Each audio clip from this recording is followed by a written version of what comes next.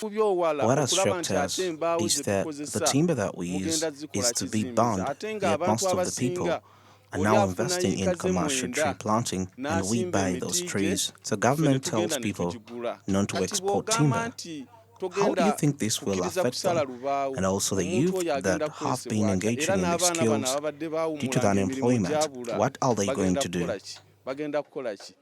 A recent government decision to implement a comprehensive ban on timber exports in Uganda aims at safeguarding the country's precious forest cover and has sparked a plea from the umbrella body representing commercial tree growers.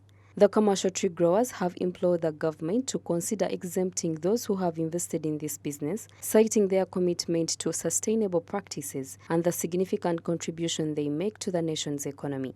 We think that and hope that government, this ban, this cancellation, is not affecting private tree growers because we are investors in our own dream. Some people have decided to use their savings to go and build houses and buy land and invest in real estate. We have decided to use our hard-earned money to grow trees. So we just feel that there should be fair play and government should support and facilitate the industry like it's been doing before.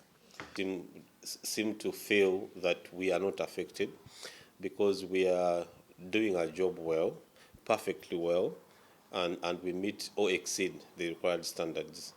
And we are lucky that the government has given us an opportunity to utilize public land to plant trees. So if the government saw it fit to allocate public land to private tree growers for commercial tree growing, then we think that it was a very good move because, we think the government is the primary beneficiary. If you look at the statistics, our increase in tree cover recently in the past few years has been contributed by commercial tree planting. The booming construction and building industry in Uganda has emerged as a key driver behind the exponential growth in logging demand.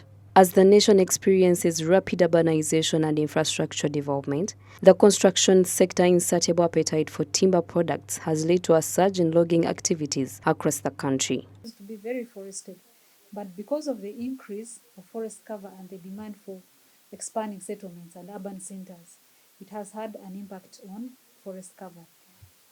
When somebody thinks of developing his plot or her plot, the first thing is to clear the trees that are within the plot so that the plot can look clear and prepare for the development. Then also the increase of forest cover has also resulted into increase of demand for forest produce. Here I'm looking at the construction poles. People are building every day and they are using construction poles and they are cutting these from the forest.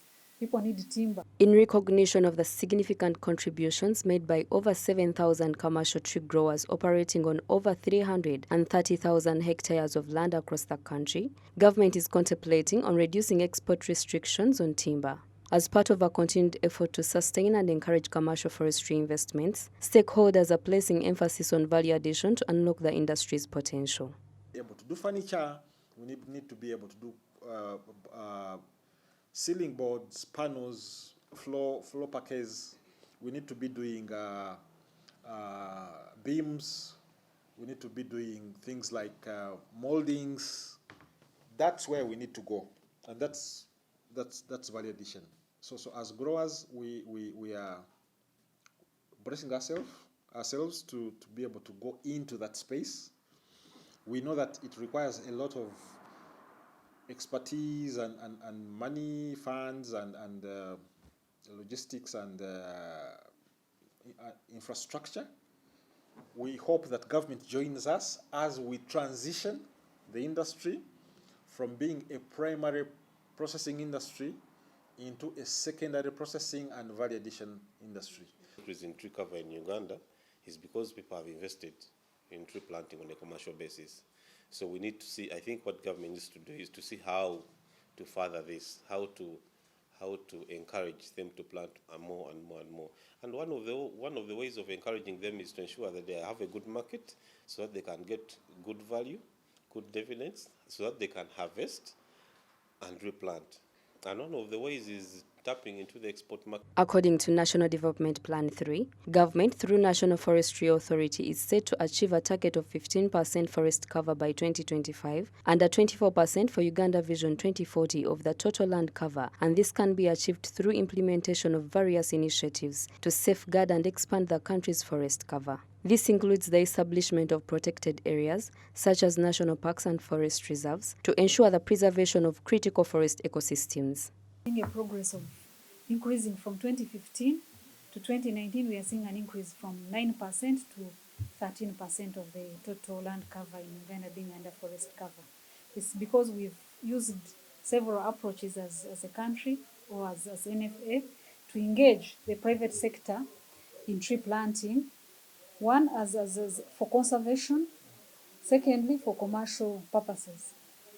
We've had NFA has what we call commercial tree planting, where we involve the private investors to come and plant trees in forest reserves, both for ecological and commercial purposes. They harvest the trees, sell them, but they pay some little money in terms of land rent to NFA, but they increase forest cover.